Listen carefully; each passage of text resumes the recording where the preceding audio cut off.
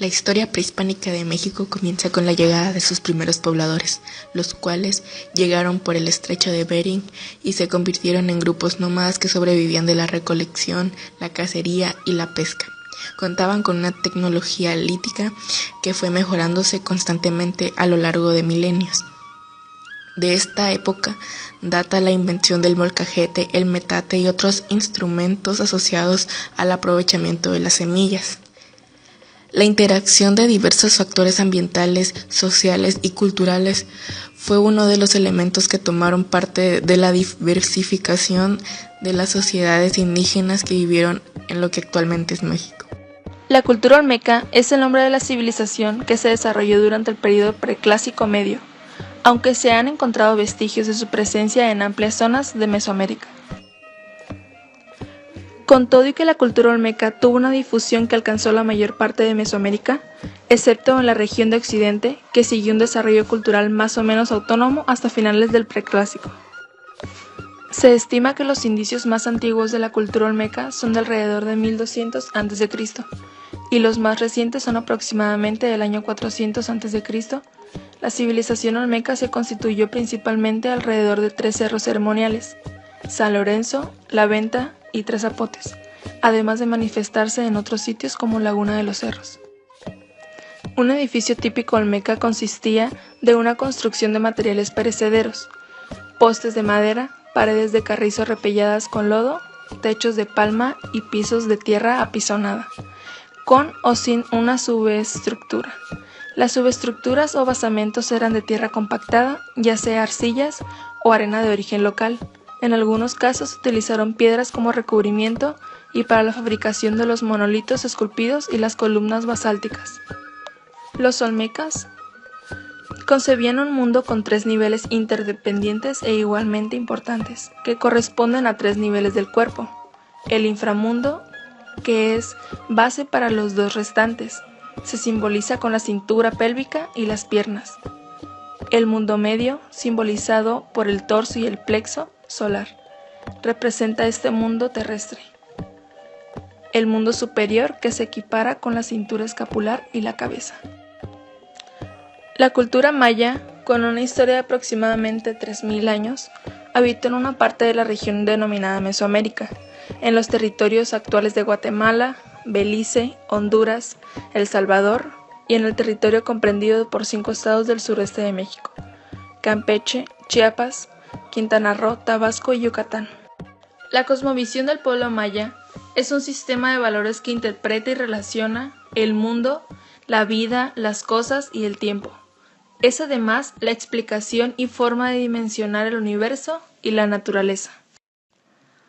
Esta forma de explicar el mundo, la vida y las cosas se define como una visión cosmogónica vinculante y holística, que constituye en la actualidad una alternativa para la construcción de una sociedad armónica, respetuosa y con profunda libertad humana.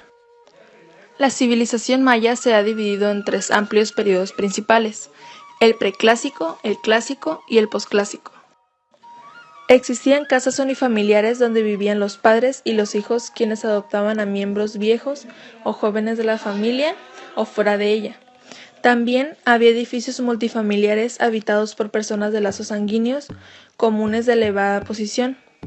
Los materiales de las casas varían de muros y techos de madera y palma de materiales resistentes como piedra y estuco.